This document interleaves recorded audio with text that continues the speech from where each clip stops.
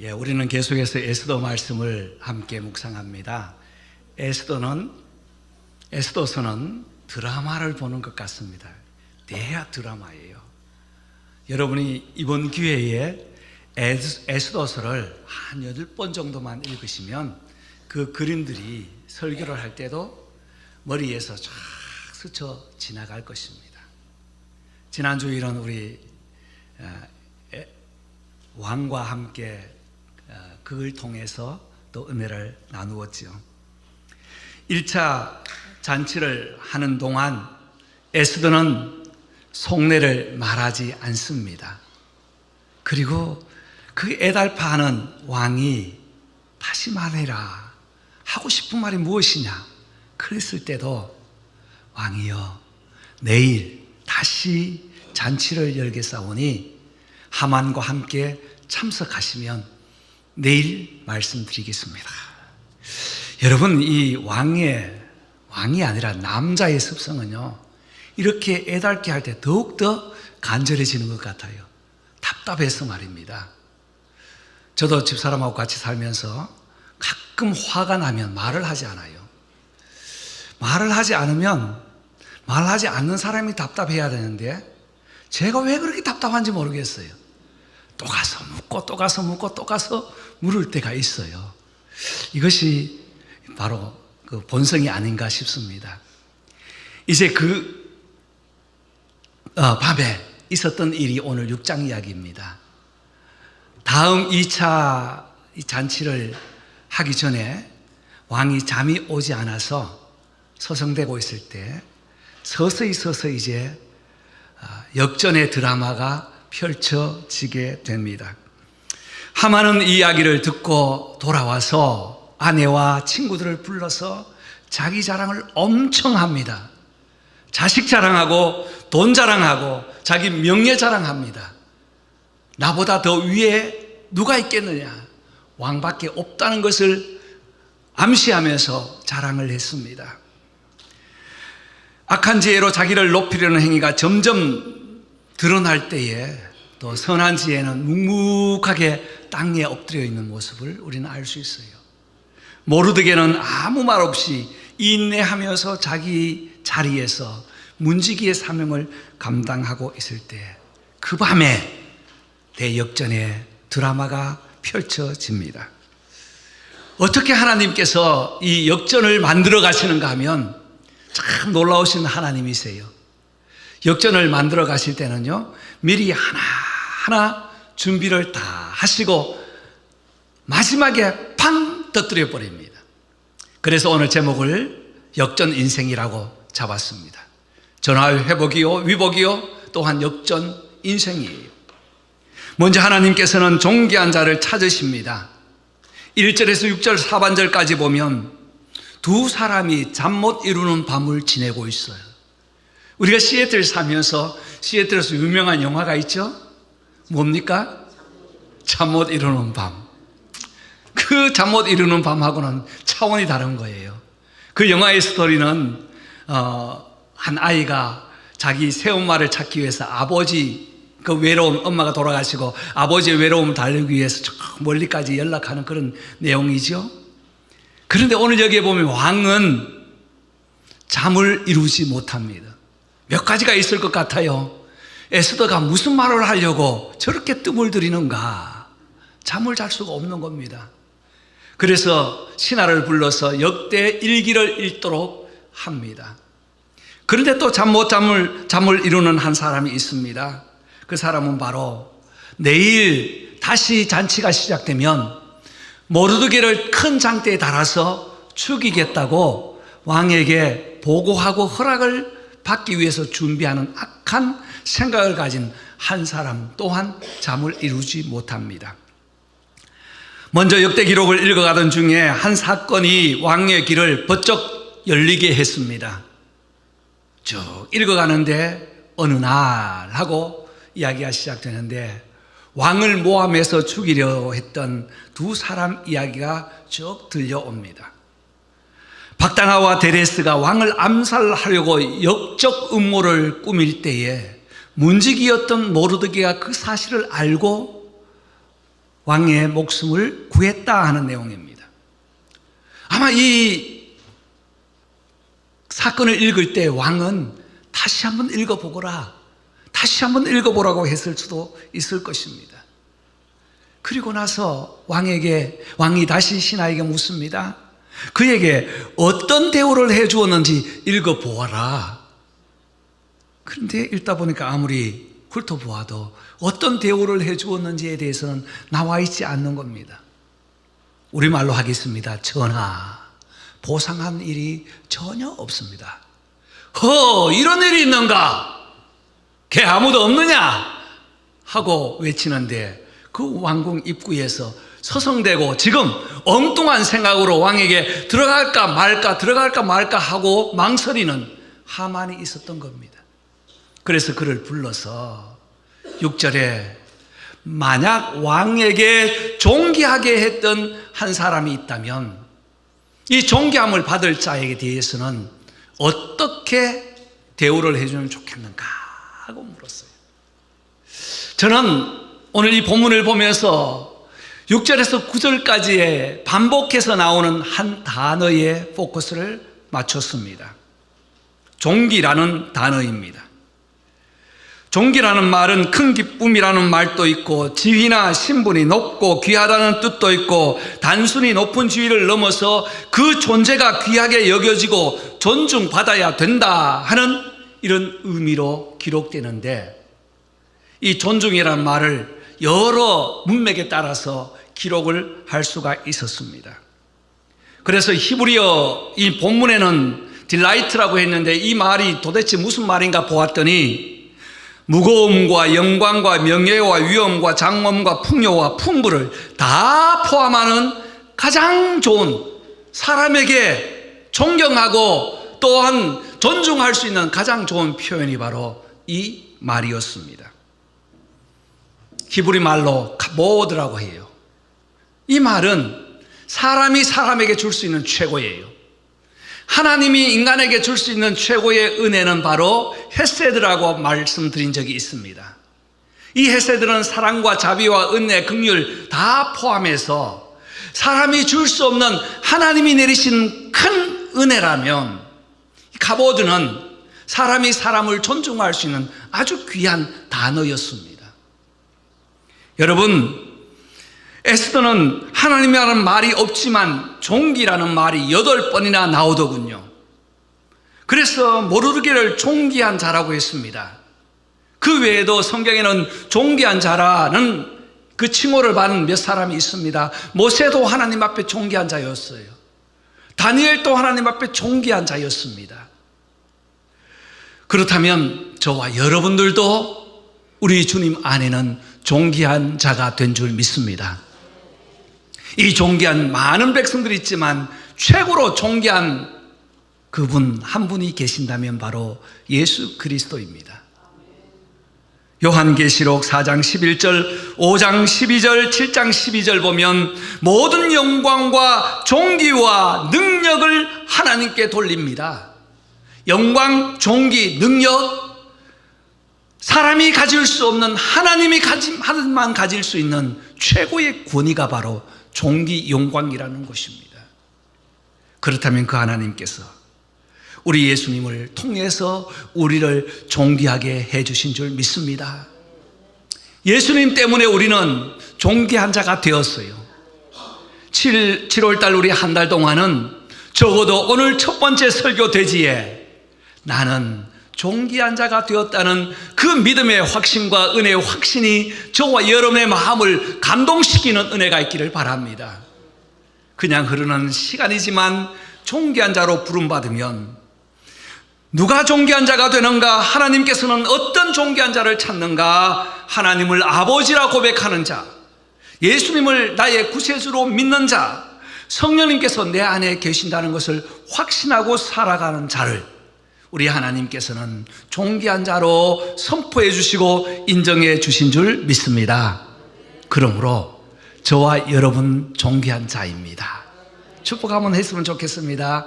집사님, 장로님, 권사님, 성도님은 존귀한 자입니다. 우리 옆에 계신 분들에게 존귀한 자의 축복을 했으면 좋겠습니다.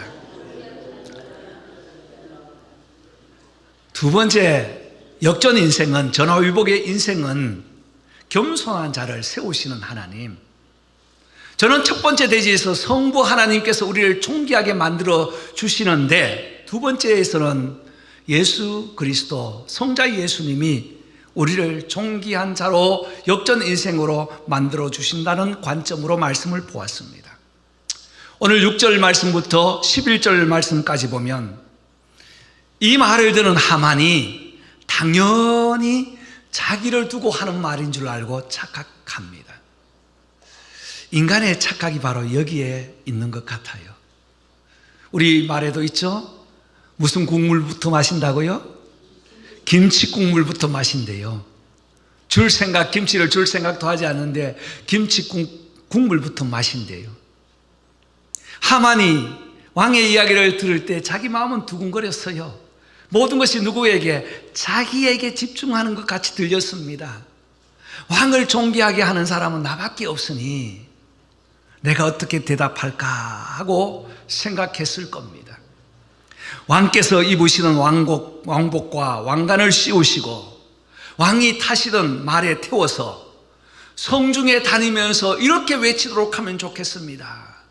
왕을 존귀하게 하는 자에게 이러한 영광이 있습니다 하고 길거리에 외치면서 그렇게 행차했으면 좋겠습니다 라고 그렇게 제안합니다. 자기 교만, 자기 도취에 푹 빠졌습니다. 여러분, 인간이 교만해지면 자기 도취에 참 빠질 때가 많은 것 같아요. 모든 것이 자기를 중심에서 생각하고 판단하는 경우가 많은 것 같습니다. 그런데 조금 후에 왕이 이야기를 하기를 모르드게를 불러서 왕관을 씌우고 옷을 입히고 말에 태워서 돌도록 하여라, 이렇게 왕이 선포를 합니다. 여러분, 하만이 얼마나 당황했겠습니까? 하늘이 그냥 열리는 것 같았을 거예요. 하늘이 노래졌을 것입니다. 도대체 잘못 들었는가 하고 다시 한번 눈을 껌뻑이면서 왕에게 묻는 듯 했을 수도 있을 거예요. 왕이여, 무슨 말씀입니까? 이해가 되지 않습니다 했을 수도 있습니다. 지금까지 승승장구했던 자신의 앞날에 먹구름이 덮였고 이해가 되지 않고 이해할 수 없는 일이지만 하나님께서는 지금까지 기다리고 기다려 준비해 놓으신 것을 단 한순간 그날 밤에 터뜨려 버린 것입니다. 여러분, 이 말씀을 묵상해 보면 마태복음 13장에 가라지 비유가 있습니다. 씨 비유 가운데서 어떤 농부가 밭에 좋은 씨앗을 뿌렸는데 악한 농부가 와서 가라지를 다 악한 자가 와서 뿌렸어요. 그래서 자랄 때 보니까 풀하고 곡식하고 같이 자라고 있는 겁니다. 거기서 일을 하는 사람이 주인에게 와서 말을 합니다. 주인이요, 가라지가 함께 자라고 있습니다. 주인이 뭐라고 했죠? 가만두어라, 가만두어라. 언제까지요?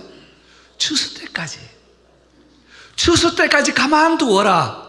그 가라지를 뽑다가 곡식까지 해칠까 하노라. 13장 30절에서는 마태복음, 추수 때가 되면 먼저 가라지를 다 걷어들여서 불에 다 태워버리고 그 다음에 알곡은 곡간에 들이겠다고 했습니다. 바로 그 장면이 오늘 본문과도 같습니다. 교만은 하나님께서 참고 기다리고 회개하도록 인내하고 계시다가 결국에 회개치 않으면 단순간에 쳐버리는 것이 교만이라는 것입니다. 여러분, 하만이 얼마나 야망이 큰 사람인가? 이 인간의 야망은요, 끝이 없어요. 자기가 이 나라의 페르시아 제국의 제2인자 아니겠습니까? 왕 외에는 높은 사람이 없습니다. 그런데도 만족하지 못했어요. 사람이 서 있으면 앉고 싶고 앉아 있으면 눕고 싶고 누우면 자고 싶은 것이 인생의 본성이지만 높은 곳을 올라갈 때는 올라가고 쳐다보고 쳐다가서 올라가면 그 다음에 주변에 있는 자들을 밟아 뭉개는 것이 인간의 야망입니다. 하만 보시면 에스더 5장 13절 보면 이렇게 초청을 받고 난 이후에 모르드게가 대궐문에 앉아 있으니까 그 대궐문에 앉아 있는 모르드게 보면서 또 분노가 일어나는 거예요. 그래서 이렇게 기록되어 있습니다. 대궐문에 모르드게가 앉아 있는 것을 보는 동안에는 내 모든 일이 만족하지 아니하였도다. 이 정도의 야망입니다. 이 정도의 교만입니다. 그러나 하나님의 은혜는 교만한 자를 물리치시고 겸손한 자에게 은혜를 주신다고 야고보서 4장 6절에 말씀했습니다. 베드로전서 5장 6절에 하나님의 능하신 손 아래에서 겸손하라, 때가 되면 너희를 높이겠다고 합니다. 여러분, 지난주에도 겸손을 강조했습니다. 왜 강조하는가? 또 강조해도 부족함밖에 없어요. 왜 우리가 겸손해야 되는가? 먼저 우리는 죄인이기 때문에 겸손해야 돼요. 우리는 또한 하나님의 피조물이기 때문에 겸손해야 됩니다. 우리는 하나님의 피조물과 죄인이지만 우리 예수님을 통해서 다시 새로운 인생으로 변화되었기 때문에 저와 여러분은 겸손해야 합니다. 그때에 우리 예수님께서는 겸손한 자를 다시 세워주시는 줄 믿습니다. 저와 여러분이 겸손한 예수님을 배워서 우리 하나님 앞에 다시 세움받아 우리 하반기에도 다시 역전하는 저와 여러분의 삶이 되시기를 주님의 이름으로 소망합니다. 세 번째는 우리가 읽지 않았지만 12절로 14절까지입니다. 제가 12절, 여러분이 13절, 다 같이 14절 읽도록 합니다. 12절, 모르드게는 다시 되골문으로 돌아오고 하만은 번뇌하여 머리를 싸고 급히 집으로 돌아가서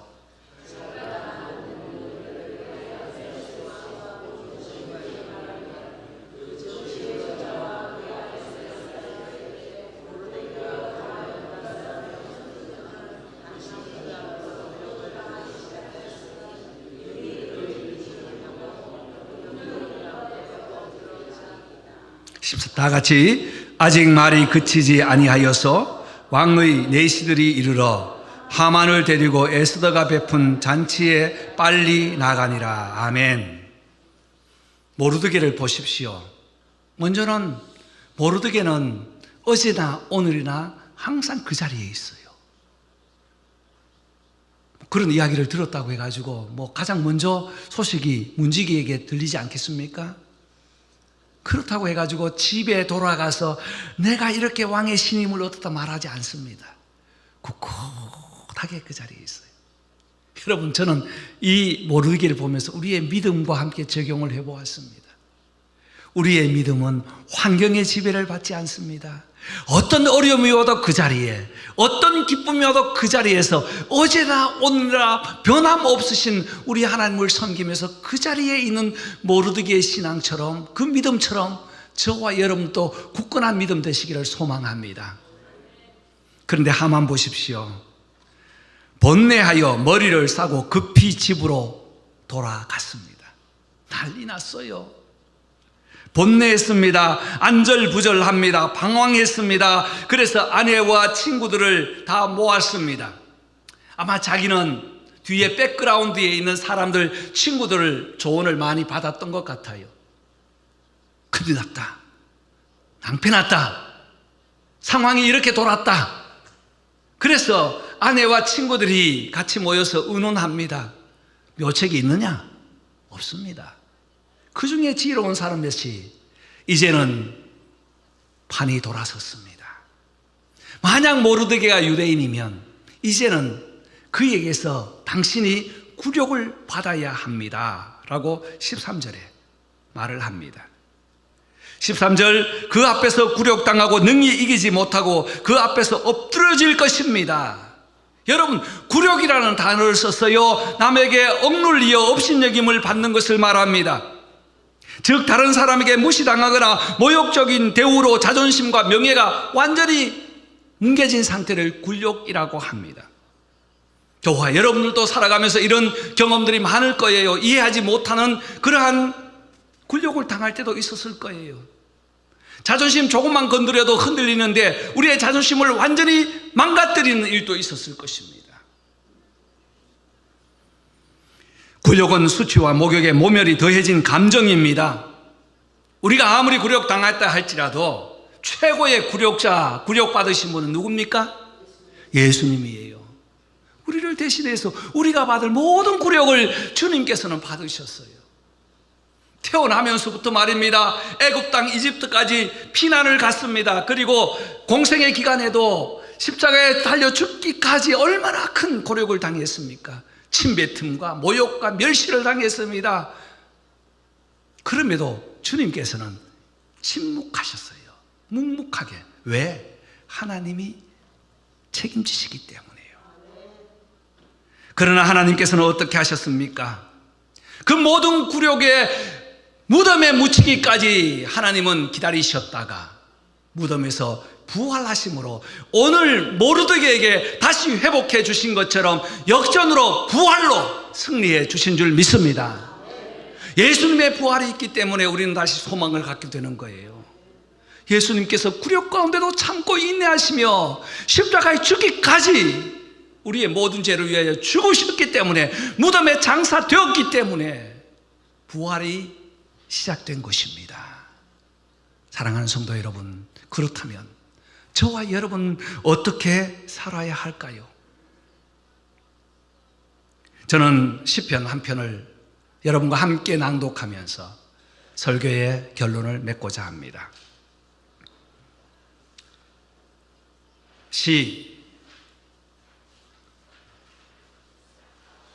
다 같이 시 읽겠습니다. 잃어버린 것들에 애달파하지 않으며 살아있는 것들에 연연하지 않으며 살아가는 일에 탐욕하지 않으며 나의 나 됨 버리고 오직 주님 내 안에 살아있는 오늘이 되게 하옵소서. 가난해도 비굴하지 않으며 부요해도 오만하지 않으며 모두 나를 떠나도 외로워하지 않으며 억울한 일 당해도 원통하지 않으며 소중한 것 상실해도 절망하지 않으며 오늘 살아있음에 감사하게 하소서. 아멘.